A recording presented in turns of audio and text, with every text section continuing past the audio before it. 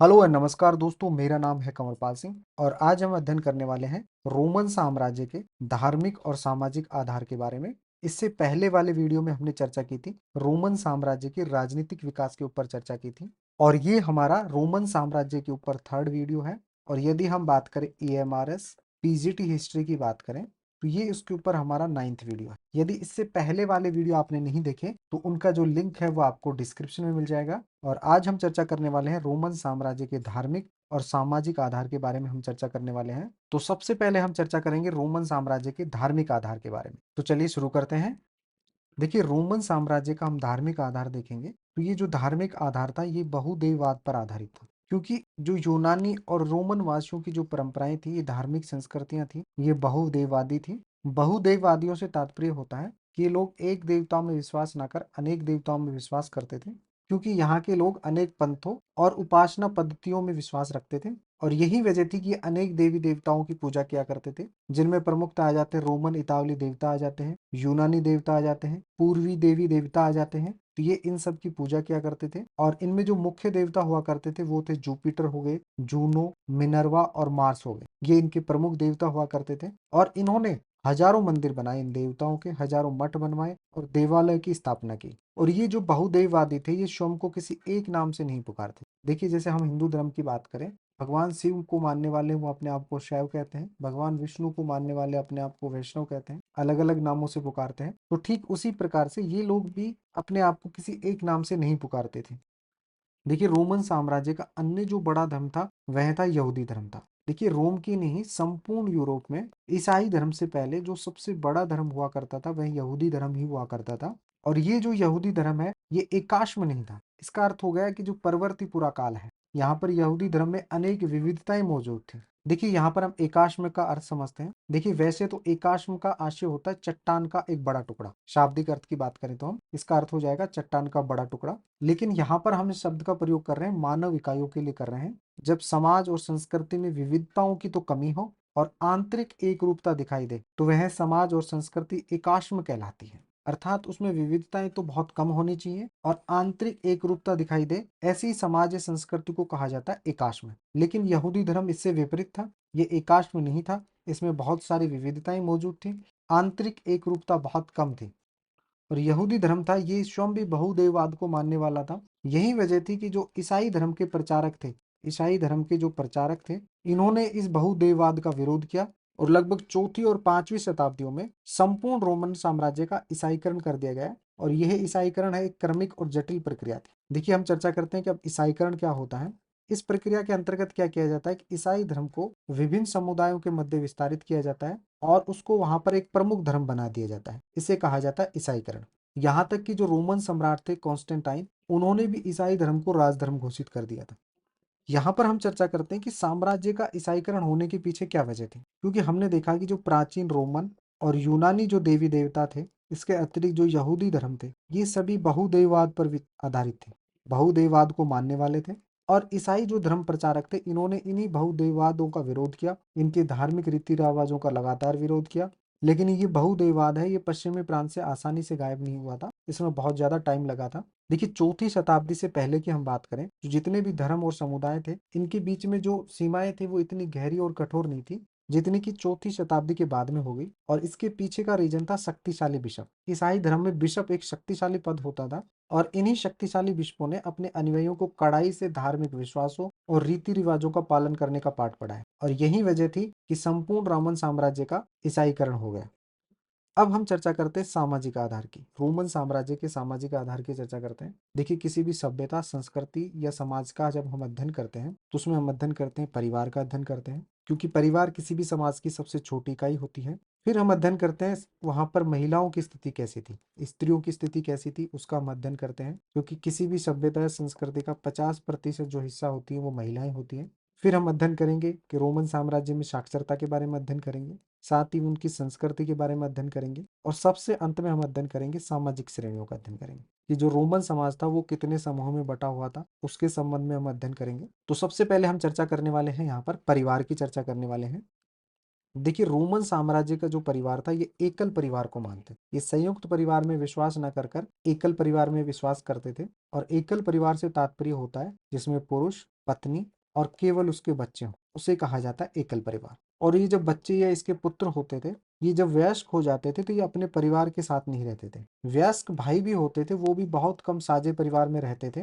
तो रोमन साम्राज्य की एक सबसे बड़ी विशेषता ये थी कि इनमें जो दास होते थे, जो गुलाम होते थे, उनको भी परिवार का हिस्सा माना जाता था, उनको भी परिवार में सम्मिलित किया जाता था। और ये रोमन वासियों के लिए परिवार की एक अवधारणा होती थी कि दास भी उनके परिवार का हिस्सा होंगे। अब हम चर्चा करते हैं स्त्रियों की स्थिति के बारे में चर्चा करते हैं। सबसे पहले हम चर्चा करते हैं संपत्ति के अधिकार की बात करते हैं। देखिए, रोमन साम्राज्य में स्त्रियों को संपत्ति का अधिकार प्राप्त था। जब स्त्री का विवाह होता था, जो उसे दहेज मिलता था अपने पिता के द्वारा, तो उस दहेज पर तो पति का अधिकार होता था, लेकिन जो उसके पिता की संपत्ति होती थी, पिता की संपत्ति पर पूर्ण रूप से महिला का अधिकार होता था। वह अपनी संपत्ति को पति को ट्रांसफर नहीं करती थी, हस्तांतरण नहीं करती थी। तो इस प्रकार से आप देखेंगे कि रोमन कानून के अनुसार जो पति पत्नी होते थे, ये संयुक्त रूप से एक वित्तीय हस्ती नहीं होते थे, बल्कि अलग अलग दो वित्तीय हस्तियां होती। क्योंकि हमने देखा कि महिला को जो विवाह के समय जो दहेज मिलता था अपने पिता से, वह तो पति के पास चला जाता था, किंतु जो महिला होती थी वह अपने पिता की मुख्य उत्तराधिकारी बनी रहती और पिता की मृत्यु के बाद में उस संपत्ति की स्वतंत्र मालिक बन जाती थी। और ये जो संपत्ति उसे अपने पिता से मिलती थी दहेज के अतिरिक्त, इसकी वह स्वयं अधिकारी होती थी, इसका हस्तांतरण वो अपने पति को नहीं करती थी। यही वजह थी कि रोमन कानून में पति पत्नी दो अलग अलग वित्तीय हस्तियां हुआ करती थी। इस प्रकार से रोम में महिलाओं को संपत्ति के स्वामित्व और संचालन की व्यापक कानूनी अधिकार प्राप्त थे। अब हम चर्चा करते हैं तलाक और विवाह की चर्चा करते हैं। तो सबसे पहले हम चर्चा करते हैं तलाक की चर्चा करते हैं। देखिए, रोमन साम्राज्य में जो तलाक देना होता था वो काफी आसान होता था। देखो, तलाक के लिए क्या करना पड़ता था, चाहे पति हो चाहे पत्नी हो, उनको केवल विवाह भंग करने के इरादे की सूचना देनी होती थी और इसी से उनका तलाक हो जाता। और यहाँ पर जो विवाह होते थे ये आमतौर पर परिवार के द्वारा नियोजित होते थे। तो यहाँ पर हम विवाह की आयु की बात करें तो पुरुष की जो आयु होती थी वो 28 से 29 या 30 से 32 की आयु में विवाह करते थे। जबकि हम बात करें लड़कियों की शादी की, तो लड़कियों की जो शादी है ये 16 से 18 या 22 से 23 साल की आयु में इनकी शादियां की जाती थी। तो इस प्रकार से जो रोमन समाज था, इसमें जो पति पत्नी के बीच में जो आयु का अंतराल था ये काफी रहता था और यही वजह थी कि इनमें असमानता बढ़ जाती थी। देखिए, अभी तक हमने देखा कि रोमन साम्राज्य में जो महिलाओं की स्थिति थी वो काफी अच्छी थी, खास करके संपत्ति के मामले में, क्योंकि संपत्ति में उनका संपूर्ण अधिकार होता था पिता की संपत्ति में, ठीक है, तलाक के मामले में। लेकिन जो ये अंतर होता था ना शादी की आयु में, इसकी वजह से जो महिलाओं के जो पति थे उनके ऊपर अक्सर हावी रहते थे। और इसका एग्जाम्पल मिलता है हमें, एक महान कैथोलिक बिशप थे ऑगस्टिन, जिन्होंने अपना अधिकांश जो जीवन है ये उत्तरी अफ्रीका में बिताया है। इन्होंने लिखा है कि उनकी जो माता थी उनके पिता के द्वारा नियमित रूप से पीटी जाती थी। और ये केवल उनकी माता के साथ नहीं होता था, उस छोटे से नगर में रहने वाली जहाँ से ये बिशप आते थे, वहां की जो अधिकतर जो पत्नियां थी वो पिटाई से जो उनके शरीर पर जो खरोच के निशान होते थे वो अक्सर एक दूसरे को दिखाती रहती थी। तो इससे देखकर पता चलता है कि यहाँ पर महिलाओं की स्थिति काफी दयनीय थी। इसके अतिरिक्त जो बच्चे होते थे, पुत्र या पुत्रियां होती थी, उन पर पिताओं का कानूनी नियंत्रण होता था। और कई बार तो क्या होता था, जैसे पति को पता चला कि उसका जो बच्चा है वो अवांछित बच्चा है, तो उसको जिंदा रखना है या मार डालना है, इसका कानूनी अधिकार भी होता था, ये पिता के पास होता था। और रोमन साम्राज्य से ऐसी जानकारी भी मिलती है कि कई बार पिता होते थे वो शिशुओं को मारने के लिए ठंड में छोड़ देते। तो यहाँ पर जो हम छोटे शिशुओं और महिलाओं की बात करें तो उनकी स्थिति काफी दयनीय होती थी, बहुत ज्यादा अच्छी नहीं मानी जाती थी। अब हम चर्चा करते हैं साक्षरता की बात करें। देखिए, रोमन साम्राज्य में जो साक्षरता थी कामचलाऊ साक्षरता थी और इसकी दरें भी जो साम्राज्य के विभिन्न भागों में अलग अलग होती थी।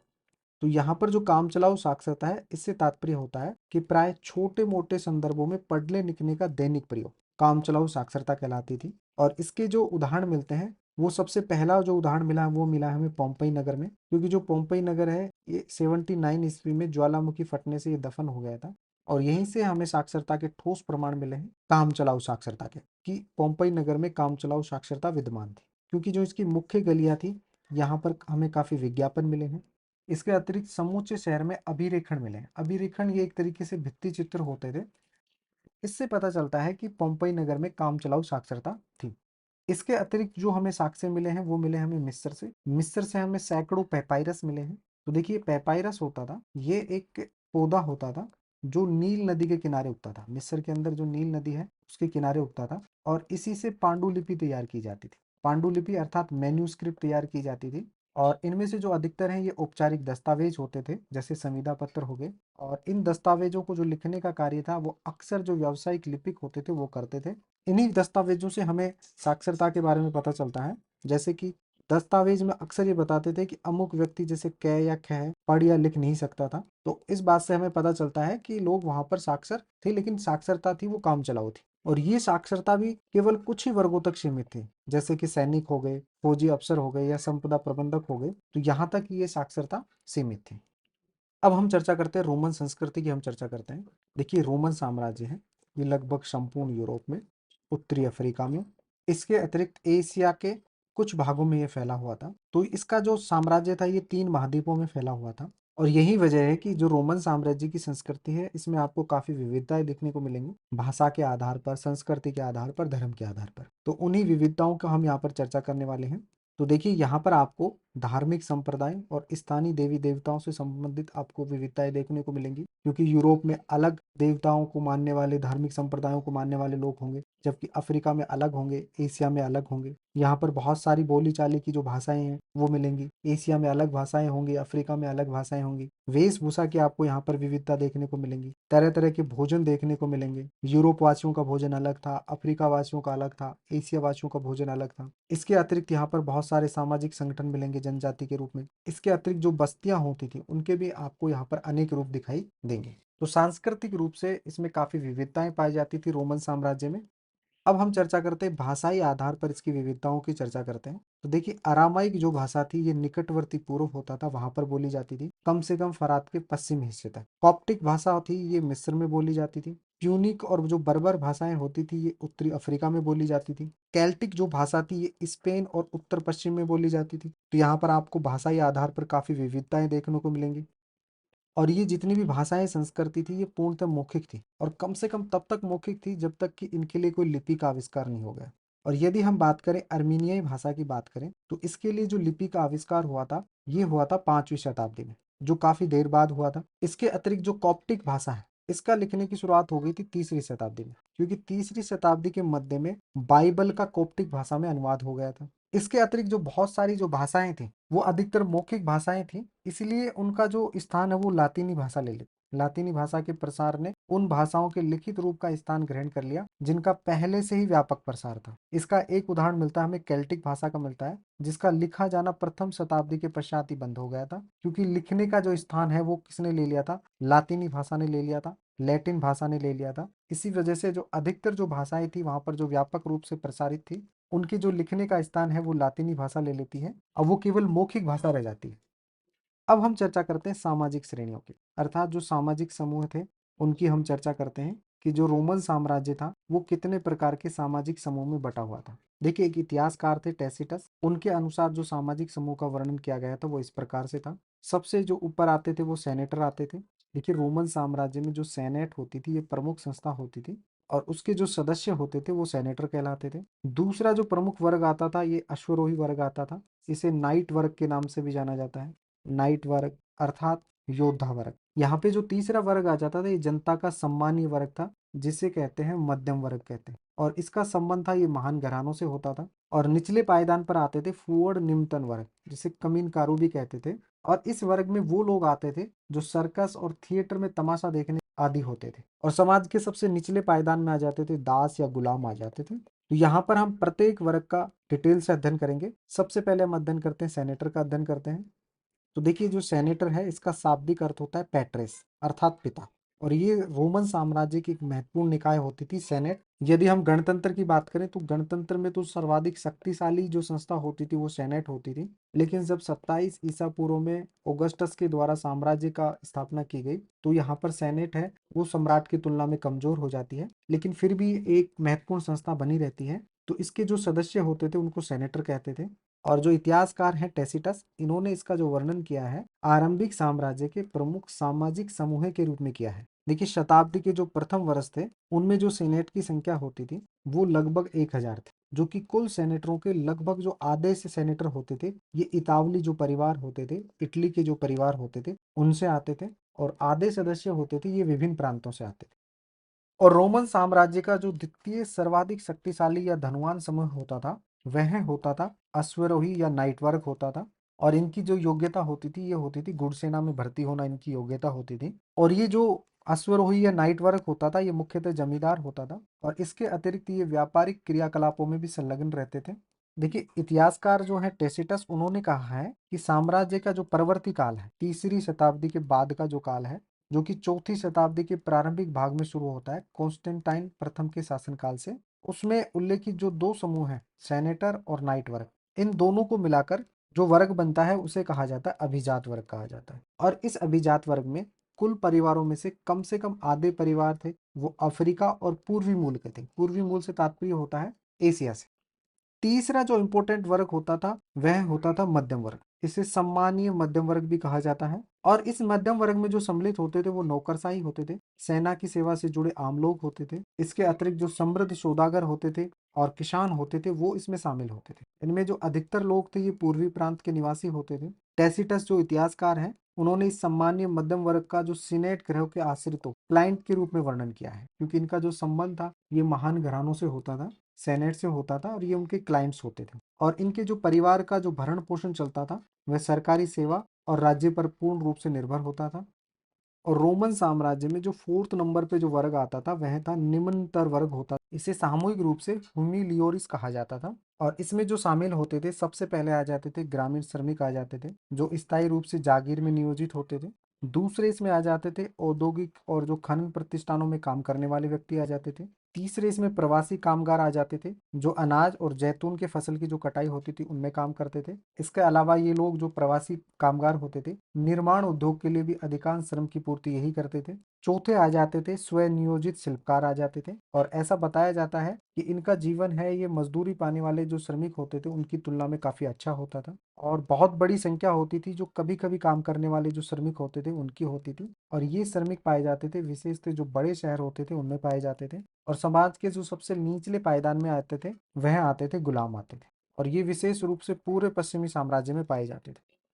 तो देखिए यदि हम यहाँ पर बात करें रोमन साम्राज्य के सामाजिक आधार की बात करें तो 5वीं शताब्दी के प्रारंभ के काल में एक इतिहासकार हुए हैं ओलंपियोडोरस। ये एक राजदूत भी थे और इन्होंने रोमन साम्राज्य के बारे में लिखा है कि रोम के नगर में रहने वाले जो कुलीन परिवार की जो संपदा होती थी इसकी जो वार्षिक आय थी ये 4000 पाउंड सोने के बराबर होती थी। और इसमें वह उपज शामिल नहीं थी जिसका उपभोग वो सीधे करते थे। देखिए सीधा जो उपभोग करते थे जैसे अनाज आ गए, शराब आ गई, ये इसमें शामिल नहीं थी। और यहाँ पर जो ये धनवान परिवार है इनकी स्थिति काफी अच्छी होती थी। खास करके जो मध्यम शहर होते हैं उनमें जो सारी सुविधाएं होती हैं वो सारी सुविधाएं आपको इनके घरों में मिलेंगी। एक घुड़दौड़ का मैदान मिलेगा, ठीक है, फव्वारे मिलेंगे, काफी विशाल और शानदार इनके घर मिलेंगे। रोमन साम्राज्य का जो परवर्ती काल था खास करके जो तीसरी शताब्दी के बाद का जो टाइम था इसमें जो नौकरशाही के जो उच्च और मध्यम वर्ग होते थे ये बहुत धनी होते थे। और इनके धनवान होने की वजह होती थी कि जो इनको वेतन मिलता था ये सोने के रूप में मिलता था। और ये अपनी आमदनी का बहुत बड़ा जो हिस्सा था ये जमीन जैसी परिसंपत्तियां खरीदने में लगाते थे। अब हम बात करते हैं कि इनको सोने के रूप में वेतन क्यों मिलता था परवर्ती काल की, खास करके हम बात करें परवर्ती काल की बात करें। देखिए पूर्ववर्ती काल में रोमन साम्राज्य की जो मुद्रा प्रणाली थी वो चांदी पर आधारित होती थी। और एक प्रमुख सिक्का होता था दिनारियस, ये चांदी का एक प्रमुख सिक्का होता था जिसका वजन होता था 4.5 ग्राम। लेकिन परवर्ती काल में खास करके तीसरी शताब्दी के बाद में जो चांदी पर आधारित मौद्रिक प्रणाली थी वो समाप्त हो गई थी। और इसकी मुख्य वजह थी कि स्पेन की खानों से चांदी मिलना बंद हो गई थी क्योंकि सरकार के पास चांदी की मुद्रा प्रचलन के लिए पर्याप्त चांदी नहीं रही थी। इसीलिए जो सम्राट कॉन्स्टेंटाइन थे इन्होंने सोने पर आधारित मौद्रिक प्रणाली स्थापित की और इन्होंने एक सिक्का जारी किया था सोने का सोलिडस, जो समूचे पूरे काल में भारी मात्रा में प्रचलन में रहा था। और यही वजह थी कि जो नौकरशाही होती थी इसको जो वेतन मिलता था ये सोने के रूप में मिलता था। और इसी वजह से ये काफी धनी अर्थात धनवान हो गए। अब हम चर्चा करते हैं कि रोमन साम्राज्य में भ्रष्टाचार के ऊपर चर्चा करते हैं हम। देखिए रोमन साम्राज्य में जो भ्रष्टाचार था ये काफी अधिक अर्थात व्यापक स्तर पे फैला हुआ था। खास करके जो न्याय प्रणाली होती थी वहां पर सैन्य आपूर्तियों के प्रशासन में जो उच्च अधिकारी होते थे वो और गवर्नर होते थे ये लूट खसोट और लालच के लिए कुख्यात होते थे। लेकिन सरकार ने इस भ्रष्टाचार पर रोक लगाने के लिए बार बार हस्तक्षेप किया और इसका पता हमें चलता है कि सरकार ने अनेक कानून बनाए। इसके अलावा जो उस समय के जो इतिहासकार होते थे या अन्य जो बुद्धिजीवी होते थे इन भ्रष्ट कारनामों की खुलकर निंदा भी करते थे।